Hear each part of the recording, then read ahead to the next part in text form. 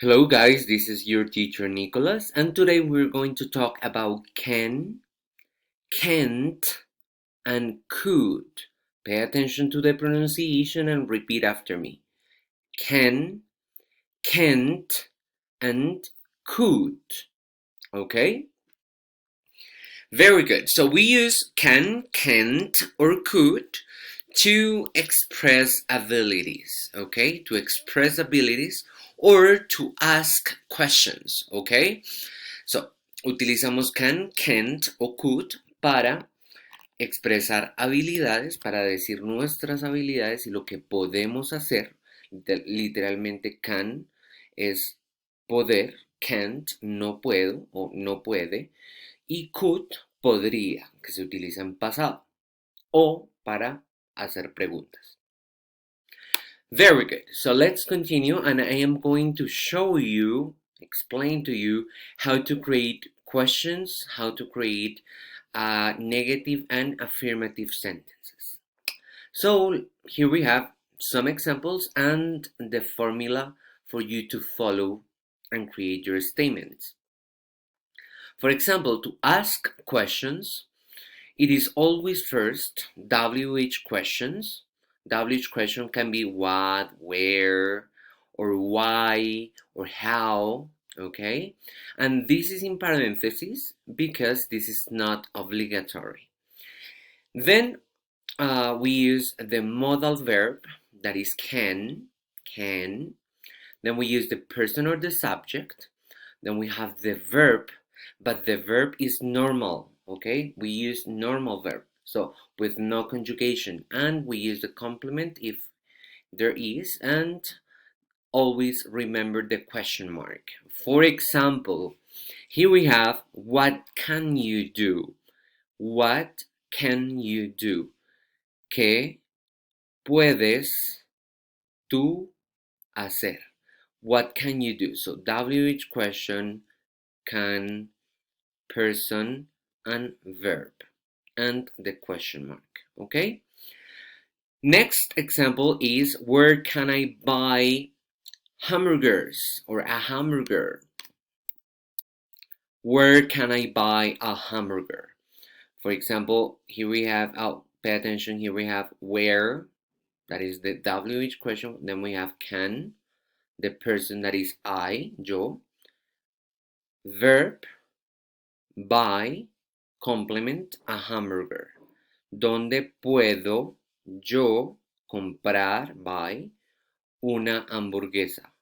Okay?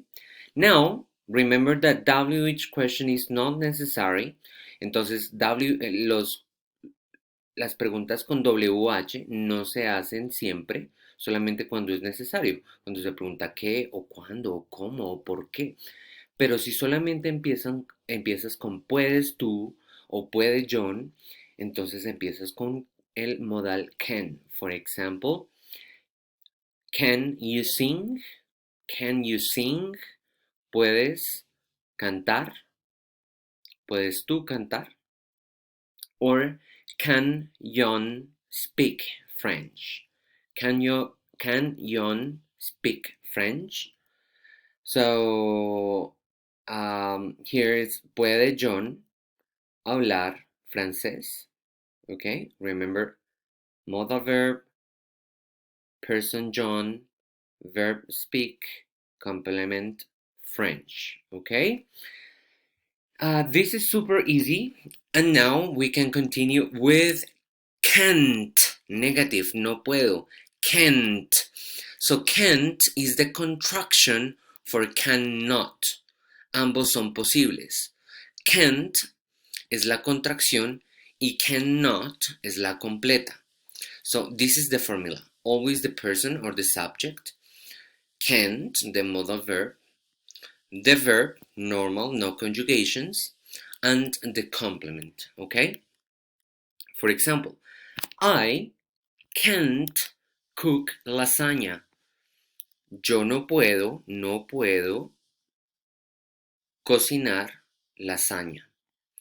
My mother can't, pay attention to the t at the end, can't drive a car. Mi mamá no puede conducir o manejar un carro. Or Nicholas can't play piano. Nicolás no puede tocar un piano. Recordemos que play, podemos decir play para jugar o play para tocar un instrumento. Then we have can, that is a normal sentence for an affirmative sentence. And we have, remember, the person, the auxiliary, the modal verb can, the verb, and the complement. For example, I can read a book in one day. Yo puedo leer un libro en un día. Then we can have Maria can speak English very well. María puede hablar inglés muy bien. Or my father can fix a car. My father can fix a car. Mi papá puede arreglar, fix, un carro. Okay? Remember that is super easy. Just remember. Recuerden siempre que el verbo no tiene ninguna conjugación, no se le agrega ninguna preposición antes o después de can, ¿ok? El verbo va normal, sin ninguna conjugación. Okay, so if you see, if you notice, we use can to express abilities, okay? To express abilities, okay?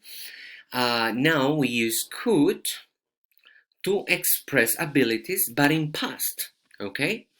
Entonces utilizamos también el could, que es el pudo, can en pasado, para expresar habilidades igualmente, pero para personas que ya fallecieron.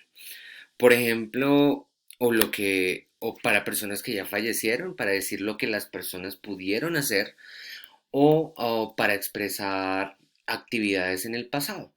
Por ejemplo, yo pude hablar con mi mamá. I could speak with my mother. Okay? So here we have some examples.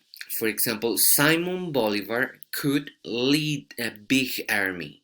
Okay? Simón Bolívar pudo liderar un ejército grande. Or here we have Frida Kahlo could paint portraits. Frida Kahlo pudo pintar autorretratos. Pudo pintar. Or García Márquez could write a lot of books. Okay? García Márquez pudo escribir muchos libros.